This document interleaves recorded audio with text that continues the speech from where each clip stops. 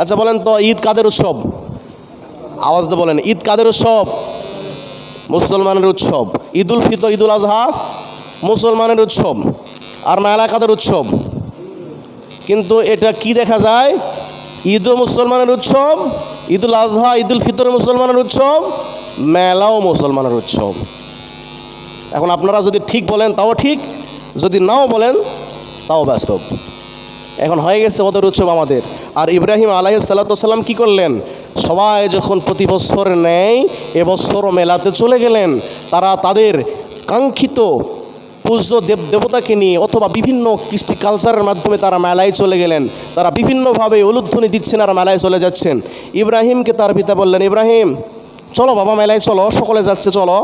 ইব্রাহিম আলাইহিস সালাতু ওয়াস সালাম কি বললেন জানেন? ফানাযরা নাযরাতান ফিন নুজুম ফাকালা ইন্নী সাকিম ফাতাওয়াল্লাউ আনহু মুদবিরিন। তিনি আকাশের দিকে লক্ষ্য করলেন। ইব্রাহিম বললেন, বাবা আমি মেলাতে যাইতে পারবো না, আমি রোগে আক্রান্ত। তিনি তো রোগে আক্রান্ত নয়, হ্যাঁ তিনি রোগে আক্রান্ত।